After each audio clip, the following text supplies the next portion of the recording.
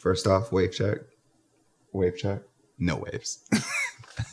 What's up, everybody? This is Mark Monroe, and this is season 2 of The Breakdown. Go ahead, cue that intro. It's time to take a deeper look, see what's on the horizon, check if the earnings out or underperform the guidance. The good companies always striving for innovation, while the bad, short-sighted, often get complacent. But we plan for the future and look for action to take now. So gather around, it's time for The Breakdown. We're now in the midst of the middle of 2021, and some of you have either wanted to buy a car, you wanted to buy the latest tech, bleeding edge technology, a tablet, a phone, whatever you may have. And for some reason, things just aren't coming out as fast as they used to. And so we're gonna do a quick breakdown of why did that happen? What was the cause for it? Giving a little bit of explanation behind it. And of course, you know how we're gonna do it. In season 2, we gotta give you a little something new. So in this season, not only will we give you a breakdown, but we'll also look at who the players are, what are they doing, as well as going a little bit more in depth as it pertains to some of the subject matter, so that way you can become a better subject matter expert. So when we think about this global chip supply shortage, right? How did it happen? Well, before 2020, before the pandemic, so if you're watching this in, years later, just know that, we made it out. There was a pandemic that took place, and it caused a little bit of issues, especially one specific issue on the global supply chain. And with that global supply chain, we saw a massive amount of chips that were literally being fulfilled because of the fact that you had folks that were working from home, you had a wider demand of technology, though that people normally had this technology at their office spaces. It was going to change because they had to go from their office to now bringing some of that bleeding edge tech or some of that technology into their own homes. So which forced companies to have to buy, to utilize that for office spaces. You also saw the same thing as it pertains to manufacturing shutting down. So when we had workplaces shut down due to, say, for example, spikes in COVID-19 or in outbreaks, then essentially what took place was we had cuts in manufacturing. And when you see things that cut in manufacturing as it pertains to nothing being manufactured at the time being, then that also hurts the global supply chain because demand never left. If anything, demand significantly started to spike. So when demand spikes, but yet the supply is low, then that's essentially telling you that we're getting ready to run into some bottlenecks. And oh baby, did we run into some bottlenecks. Now, some of you are like saying, well, Mark, this is not really very much of a big deal. Contraire, it is very much so a big deal. So let's do a quick breakdown of some of the things in which that we look at that, for example, utilize chips. Of course, we look at the first thing, which is AKA your phones. I mean, there is probably not just one chip in here, there's multiple chips. So inside this iPhone, there's probably about maybe 4 different chips. There's an accelerometer chip, there's the processor chip, which also has the graphics power chip. There's also Bluetooth, and also, say, for example, Apple's A1 chip, in which that it allows you to be able to connect to other devices seamlessly within the Apple ecosystem. Then on top of that, there's also chips for the sensor with the cameras. So you start to notice that there's a lot of chip stuff that's actually being built into such a small little device, which that's just one device. Now, let's also take into consideration this Oculus. Now, some of you are like, okay, Mark, I get it. Oculus, it shows me VR and everything else, but it does take processing power, graphical power, as well as, say, for example, some machine learning AI stuff. So that way it could process, say, for example, spatial, the cameras that are able to also recognize where you're at. We have my other good friend here, which this really speaks on behalf of a lot of the things in which that take place. Here we have a motherboard that ultimately that's pretty much the central front of the machine. We also have RAM that also stores in, say, for example, short-term memory. We have the processor that's sitting beneath this. And on top of that, we have, say, underneath the water cooler, which is your CPU, which is pretty much the brain of the computer. Then we also have the graphics card, which does a lot of the graphics processing to produce video games, also architectural drawings, you name it. if you can kind of get an idea, you can kind of start seeing that there's a lot of technology that's being built in. And some of the same things that are outside of this computer, we see the same things in, say, for example, cars. For example, when you think about infotainment system, when you think about full self-driving or autopilot, when you think about, say, for example, emergency braking, all those things, those all require chips to be able to do the processing to essentially make the car work. Then on top of that, we also have to deal with things, say, for example, in larger manufacturing. Think about, say, for example, airplanes. Think about, say, for example, stuff that moves things on an industrial perspective, like, for example, Caterpillar. So a lot of things today are built with chips.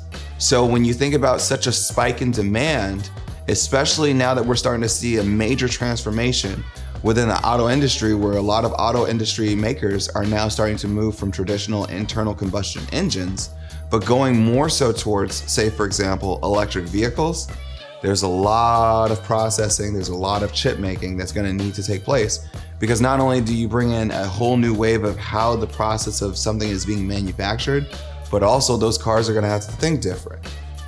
Like, for example, to be able to tell you that essentially, hey, that I'm at a full charge or that I need to get to a charge, the timing and distance and everything else.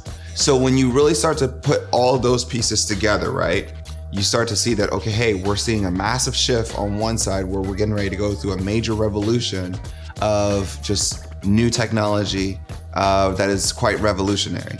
Then on the other side, we have legacy tech that's also making its iterations and upgrades. So now it's started to put a damper on companies like, for example, your foundries. So what is a foundry? A foundry is a place where a chip process is literally designed. So who are some of those foundries? You have Taiwanese Semiconductor, aka TSM. You also have, say, for example, Samsung, that's based out of Korea. TSM is based out of Taiwan, clearly. And then on top of that, you also have Intel, which is based right here in the United States. And you also have SMIC and a few other companies. So you have all these different chip makers that are essentially like that do the design process, where they've gotten so bogged down. So one of the most popular foundries or chip makers that we know of that does the design process is TSM. So if we look at TSM's business went from 2019, where Apple has consistently remained their #1 customer, but where they take up probably 24% of its business in 2019. Here in 2021, we're seeing that essentially that Apple's business makes up about almost 30%. So that's letting you know that they're doing a huge ramp up as it pertains to devices and everything else, from wearables to also supposedly a car, you name it. That's the #1 customer. But then we also have something else. We also have, say, for example, chip makers like AMD. Now, AMD has been on a major tear where they've literally disrupted the entire legacy system as it pertains to CPUs and graphics cards, alongside its competitor, NVIDIA. But at the same token, notice some of the things that we also saw there. We also saw some bottlenecks. For example, the rise of cryptocurrency mining. When you're using cryptocurrency mining, you're not really using the CPU chip, you're actually using this graphics card. You know what? Let's go a little bit more further in depth, shall we? Here is a computer, well, without the CPU. But let's just do a quick little further in-depth breakdown, shall we? So this is considered a graphics card. This graphics card is made by not AMD, but NVIDIA. Here's the interesting thing about it. See how many chips that there are? How many components that there are on this card? And this is actually typically more powerful than a CPU chip. But think about it, when these things hit the market, they sold out globally within under 15 minutes. Why? You had cryptocurrency mining, you had gamers, you had folks that are within the graphic design space. Everybody wanted the newest bleeding edge tech because they knew what it could bring to the table. And then at the same token, we saw this thing kind of like it was supposed to be at a sale value of $1,500. These things at the height of the pandemic got all the way up to almost $3,200 in price. So for example, if you were looking to buy this, you were going to be spending about $3,200 all the way up to $5,000 just for this thing. Not the computer, just for the graphics card. So it goes to show you that it also created some inflationary pricing because of the fact that the demand was so high, but yet the supply was so low. But then we also have this, which is considered RAM, random access memory. Now this has been around since the beginning of time, and we just keep building like more and getting better in our process. But this is what's used for most computers when you load up a machine and essentially, hey, now the program is running 9 times out of 10 temporarily, it's running on this thing and a combination of these things all combined. So these things also were in very high demand. And they normally range for, depending on the size, they typically range anywhere from $100 all the way up to $500.